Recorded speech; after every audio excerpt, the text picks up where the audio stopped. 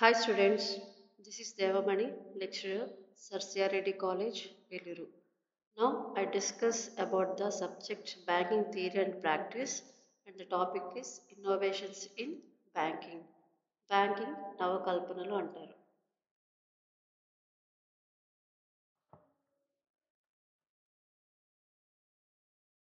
Various innovations are introduced in banking sector. They are internet banking, electronic banking, mobile banking, EFT, NEFT, offshore banking, ATM. Let us see one by one. First one, internet banking. Private sector banks, namely ICICI Bank, HDFC Bank, Axis Bank, etc., were introducing internet banking in India. They had the advantage of technology platform. With this, public sector banks in the recent years have started offering the internet banking facility to their customers. అంటే private sector banks ఏవైతే ఉన్నాయో ICICI bank, HDFC bank, axis bank ఇవన్నీ కూడా internet banking అనేది మన ఇండియాలో introduce చేశాయి. అలాగే లేటెస్ట్ టెక్నాలజీని ఉపయోగించుకుని అవి ఇంటర్నెట్ బ్యాంకింగ్ని ఇంట్రడ్యూస్ చేయడం జరిగింది. అలాగే పబ్లిక్ సెక్టర్ బ్యాంక్స్ ఏవైతే ఉన్నాయో అవి కూడా కస్టమర్స్కి ఇంటర్నెట్ బ్యాంకింగ్ ఫెసిలిటీ అనేది అందించడం జరుగుతుంది అన్నమాట. Next one, customer expectations. There is perceptible shift in customer preference for alternative delivery channels like internet banking and ATMs. Customers prefer 24/7 banking services at their convenience and a place of their choice.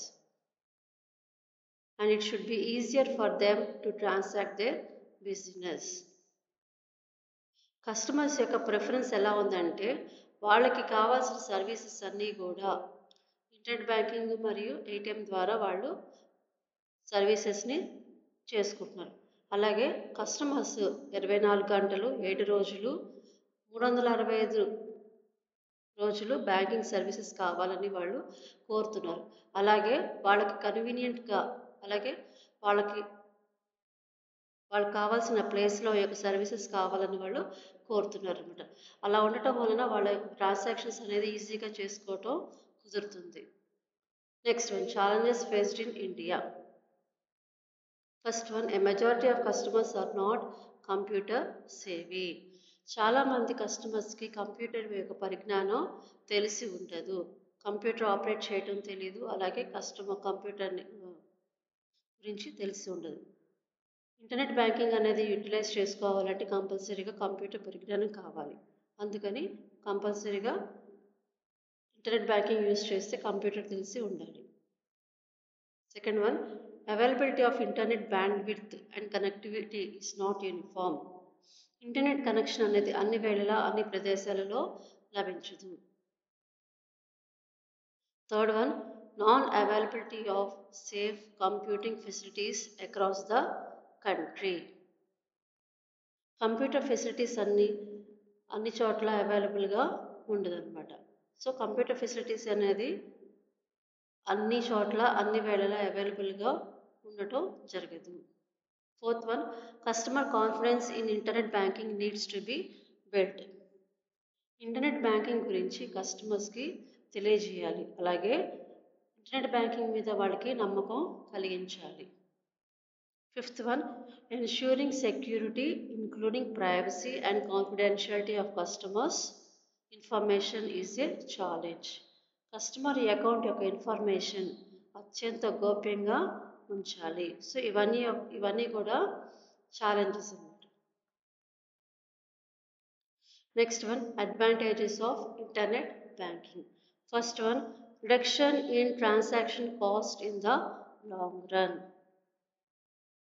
Internet banking ద్వారా ఏదైతే transaction చేస్తారో ఆ transactions ద్వారా ఖర్చు అనేది తగ్గుతుంది. Internet banking ద్వారా transaction చేస్తే ఖర్చు కూడా తగ్గుతుంది.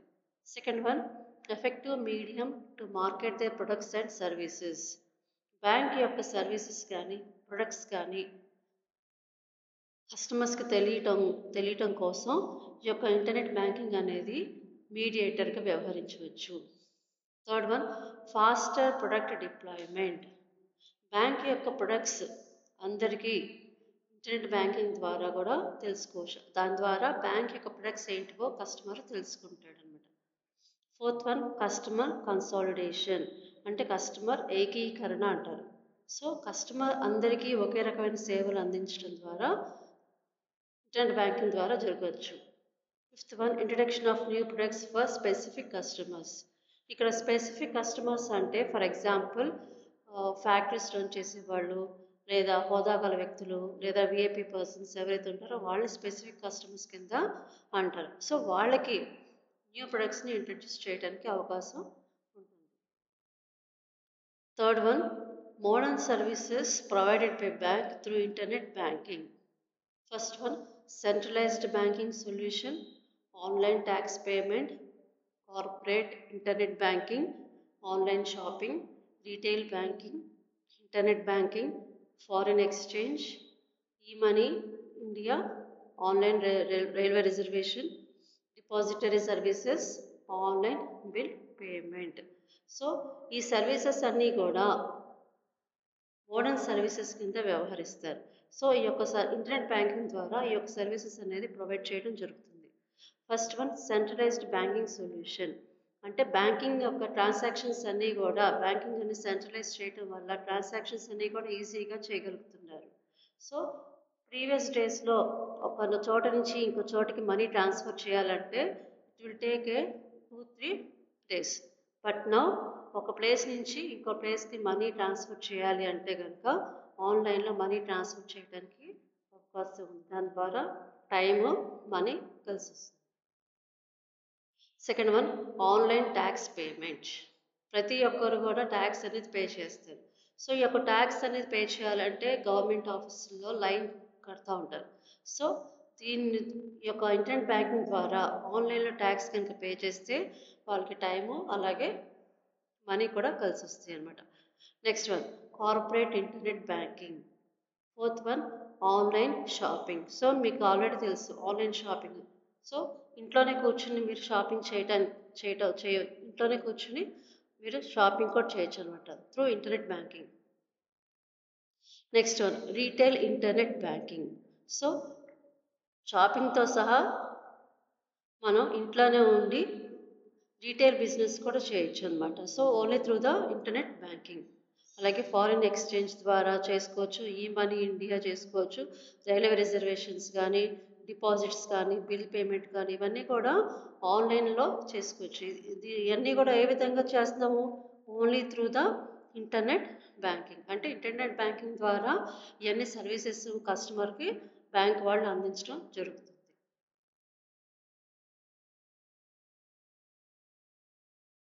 Next one, electronic banking. We can also call as the e-banking. It refers to perform basic banking transactions by customers round the clock through electronic media. Ante electronic media e-banking assists the customers to enjoy facilities such as anywhere banking and anytime banking. It also helps the bank to reduce their operating cost. E-banking also improves the customer service and overall efficiency of the bank. Electronic బ్యాంక్ని e banking అని కూడా వ్యవహరిస్తారు. అలాగే basic transactions ఏవైతే ఉన్నాయో అవన్నీ కూడా 24 గంటలు ఈ యొక్క సర్వీసెస్ అనేది చేయడం జరుగుతుంది. అంటే బేసిక్ ట్రాన్సాక్షన్స్ ఏవైతే ఉన్నాయో ఆ ట్రాన్సాక్షన్స్ అన్నీ కూడా ప్రతి నిమిషం ప్రతిరోజు 24 గంటలు చేసుకునే అవకాశం ఎలక్ట్రానిక్ బ్యాంకింగ్ ద్వారా చేసుకోవచ్చు. అలాగే ఈ యొక్క ఎలక్ట్రానిక్ బ్యాంకింగ్ ద్వారా కస్టమర్ ఎక్కడైనా ఎప్పుడైనా బ్యాంకింగ్ ట్రాన్సాక్షన్ చేసుకోవడానికి అవకాశం ఉంది. అలాగే ఈ యొక్క ఎలక్ట్రానిక్ బ్యాంకింగ్ ద్వారా ట్రాన్సాక్షన్ చేస్తే కనుక ఆపరేటింగ్ కాస్ట్ అనేది కూడా తగ్గుతుంది. ఈ యొక్క ఎలక్ట్రానిక్ బ్యాంక్ ద్వారా కస్టమర్కి సర్వీస్ అనేది క్వాలిటీ సర్వీస్ అందుతుంది. అలాగే బ్యాంక్ యొక్క ఎఫిషియన్సీ అనేది కూడా ఇంక్రీజ్ అవుతుంది అనమాట. సో ఇది e banking. E banking services in the banking industry, electronic fund transfer, automated teller machines అంటే ATMs, debit card, credit cards, internet banking, tele banking, mobile banking. So e banking ద్వారా ఇవన్నీ services అన్ని కస్టమర్కి అందించడం జరుగుతుంది. Next one, advantages of e banking. E banking యొక్క లాభాలు. So already చెప్పాను, ఈ బ్యాంకింగ్ అనేది 24 గంటలు వాటి యొక్క సర్వీసెస్ అందిస్తారు. అలాగే కస్టమర్ ఏ సమయంలోనైనా ఎప్పుడైనా ఈ బ్యాంకింగ్ యూజ్ చేసుకుని వాళ్ళ యొక్క ట్రాన్సాక్షన్స్ అనేది చేసుకోవడం జరుగుతుంది. Second one, there is no need to personal visit of customers to branch in ఈ బ్యాంకింగ్. సో సెకండ్ అడ్వాంటేజ్ ఏంటంటే కస్టమర్ బ్యాంక్ని విజిట్ చేసి తమ యొక్క ట్రాన్సాక్షన్ చేసుకోవాల్సిన అవసరం లేదు. ఈ బ్యాంకింగ్ యూజ్ చేసుకుని ఎప్పుడైనా ఎక్కడైనా తన యొక్క ట్రాన్సాక్షన్స్ చేసుకోవడానికి అవకాశం ఉంది. థర్డ్ వన్, ఈ banking helps in reducing the operational cost of banking services.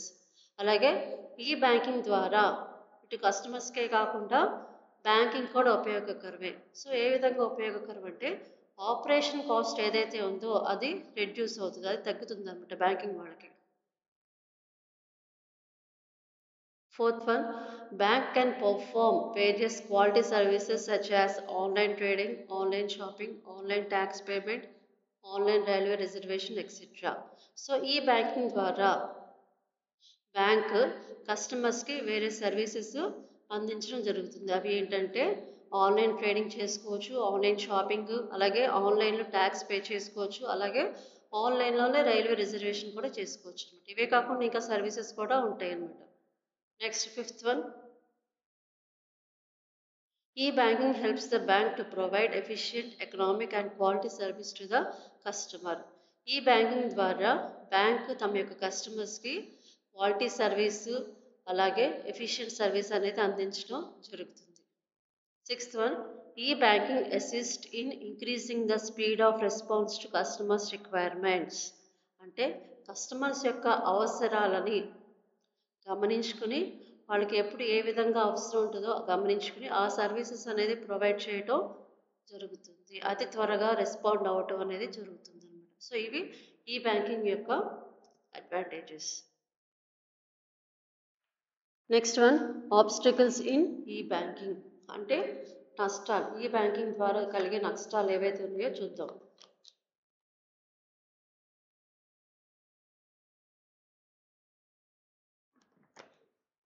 First one, e-banking requires high initial startup cost. ఇప్పుడు దాకా మనం ఈ-బ్యాంకింగ్ ద్వారా అడ్వాంటేజెస్ చెప్పుకున్నాము. ఇప్పుడు డిసడ్వాంటేజెస్ చెప్పుకుందాం. First one, e banking requires high initial startup cost. E banking అనేది initial చేసి స్టార్ట్ చేయాలంటే ఇట్ రిక్వైర్స్ కాస్ట్. అంటే ఆ కాస్ట్ కూడా చాలా ఖర్చుతో కూడుకున్నది. అంటే ఈ-బ్యాంకింగ్ స్టార్ట్ చేయాలంటే చాలా ఖర్చుతో కూడుకున్నది అనమాట. Second one, e-banking activities requires 24 hours support environment, support of qualified services. మనం ఆల్రెడీ చెప్పుకున్నాం, ఈ బ్యాంకింగ్ యాక్టివిటీస్ అనేది 24 గంటలు ఉంటుంది. సో 24 గంటలు సర్వీస్ చేయాలంటే దానికి కావాల్సిన ఎన్విరాన్మెంట్ కానీ స్టాఫ్ కానీ క్వాలిఫైడ్ స్టాఫ్ కూడా కావాల్సి వస్తుంది అనమాట. Third one, there is shortage of web developers, content providers and knowledgeable professionals to perform banking activities through internet. Banking transactions అన్ని ఇంటర్నెట్ ద్వారా చేయడానికి వాటికి కావాల్సిన వెబ్ డెవలపర్స్ కూడా కావాలి. సో ఈ యొక్క వెబ్ డెవలపర్స్ అనేది చాలా కొద్దిమందే ఉంటారు. సో అందుకని ఇది కూడా ఒక అబ్స్ట్రాక్ట్ కింద చెప్పుకోవచ్చు. Fourth one, many problems of security are involved in paperless banking activities. There is always a chance of distortion of information. అంటే ఈ బ్యాంకింగ్ అనేది పేపర్లెస్ ట్రాన్సాక్షన్ కాబట్టి సెక్యూరిటీ అనేది చాలా తక్కువగా ఉంటుంది. అలాగే దీని ద్వారా ఇన్ఫర్మేషన్ అనేది ఒక చోట నుండి ఇంకో చోటకి ట్రాన్స్ఫర్ అవ్వడం జరుగుతుంది. Fifth one, all banking transactions cannot be performed electronically. Many banking activities require personal visit of customers. అన్ని బ్యాంకింగ్ ట్రాన్సాక్షన్స్ అన్ని ఈ బ్యాంకింగ్లో కానీ అలాగే ఇంటర్నెట్ బ్యాంకింగ్లో కానీ జరగడం కుదరదు. కొన్ని సర్వీసెస్ అనేవి కస్టమర్ స్వయంగా బ్యాంక్కి విజిట్ చేసి ట్రాన్సాక్షన్ చేసుకోవాల్సి వస్తుంది.